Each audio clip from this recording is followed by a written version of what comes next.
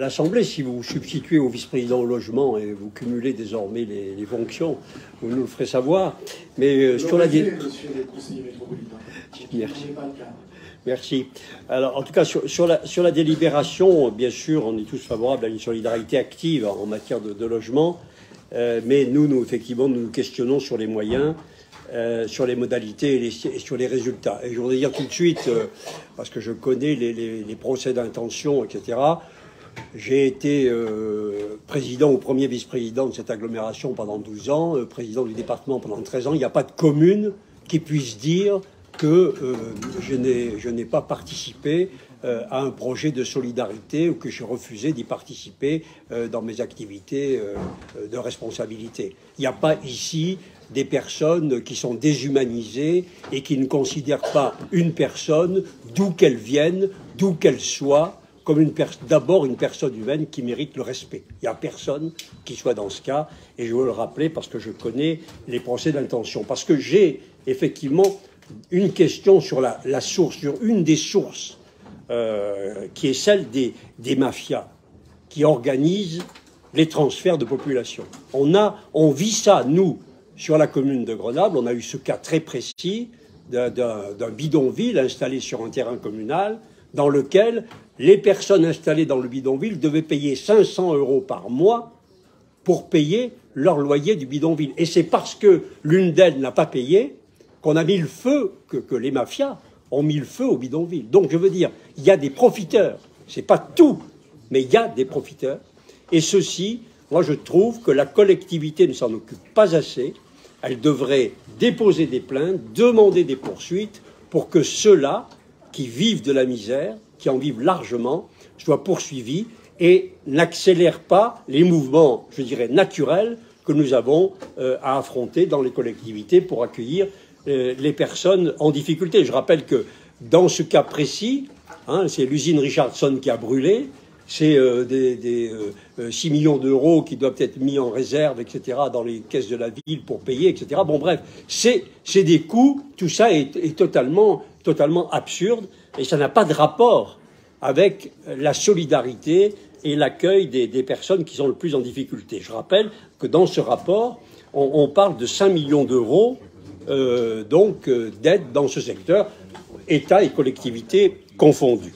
Et puis, la seconde problématique que je veux aborder, ça a été évoqué un peu, c'est l'intégration de cette politique du logement d'abord dans la politique globale du logement et dans la politique de qualité de vie de la métropole.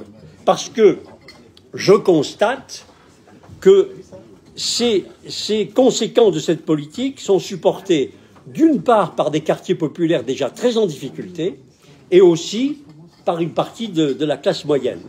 Je veux dire que quand je vois, et là je parle de ce que je vois, la transformation d'un certain nombre de quartiers, en tout cas c'est ce qui se produit sur le territoire de Grenoble, du fait d'un accueil massif de ces populations, je dis que ce sont les populations en difficulté qui doivent supporter ça. Je constate, je cite par exemple le cas de la place Charles-Dulin dans le quartier Malherbe, c'est devenu le tiers-monde, il faut dire les choses comme elles sont. C'est invivable. Aucun d'entre nous n'accepterait de vivre 24 heures dans cette situation. Aucun. On a logé, surlogé, et là, il y a une problématique que je vais vous poser avec ce que j'ai vécu. Je prends par exemple une femme seule qui a acquis un appartement dans une copropriété de la rue Raoul-Blanchard à Grenoble et qui avait un logement actif dans cette copropriété. Du fait de la famille qui était logée, elle a dû aller loger elle-même à l'hôtel, puis vendre son appartement à perte. J'ai un autre cas la semaine dernière, cours de la Libération, un retraité, dans lequel une des associations a effectivement logé une famille de primo-arrivants. Mais ce retraité, il doit partir et vendre, dans des conditions détestables pour lui. Il voulait terminer sa vie cours de la Libération, il ne peut pas. J'étais hier dans le quartier de la rue Léo-Lagrange. Il y a des immeubles dans lesquels les associations que nous soutenons ont loué jusqu'à 4 logements dans le même immeuble pour des primo-arrivants. Et donc, la situation de ceux qui y habitent est invivable, je peux vous le dire. Il y a une tour dans laquelle on a logé une famille qui n'a pas pu rester au bout de 2 ans d'ailleurs, mais enfin, pendant les 2 ans, pour cette tour entière, en termes de salubrité et de vie collective, ça a été insupportable. Ce que je veux vous dire ici, parce que là vous êtes sur les principes et les subventions, et ça a été abordé, d'ailleurs je crois que c'est Madame Charavin qui a parlé de faire dans la dentelle et de veiller à l'homogénéité. Moi je pense que c'est là le problème.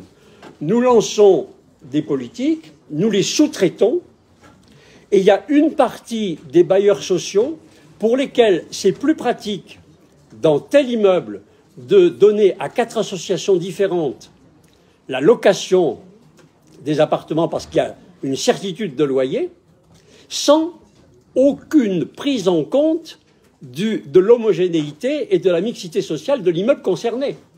Et donc ce qui manque, Monsieur le Président, dans cette politique-là, c'est une autorité politique qui prenne en compte ces questions, qui maîtrise à la fois les bailleurs et le secteur associatif pour leur dire attention, il faut que nous répartissions, attention, si on met une famille de primo-arrivants, pourquoi pas, dans un immeuble, une petite copropriété, pourquoi pas, mais alors là, il faut un accompagnement social et d'intégration qui soit vraiment très fort pour que toute la petite classe moyenne qui habitait là soit pas spoliée. Parce qu'il y a une dame qui m'a dit hier dans rue Léo-Lagrange, elle m'a dit « Et nous, on n'a pas de droit ?» On n'a pas de droit, nous. Nous, on nous impose ça, on doit vivre comme ça, etc.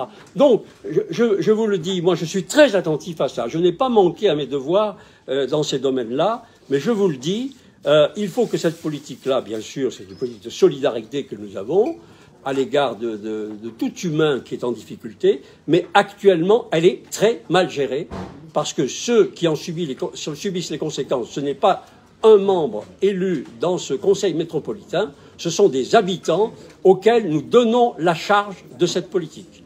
Et si elle n'est pas accompagnée sérieusement, organisée sérieusement, si elle n'est pas faite dans la dentelle, si elle n'est pas faite de façon homogène, eh bien, ce sont des populations que l'on fait fuir, que l'on spolie, auxquels on ajoute des difficultés aux difficultés qu'ils ont déjà. Il était de mon devoir, parce que je vois, et pas parce ce que je pense idéologiquement ou dogmatiquement, parce que je vois, de vous le dire, Monsieur le Président, et d'attirer l'attention de l'Assemblée. La parole est...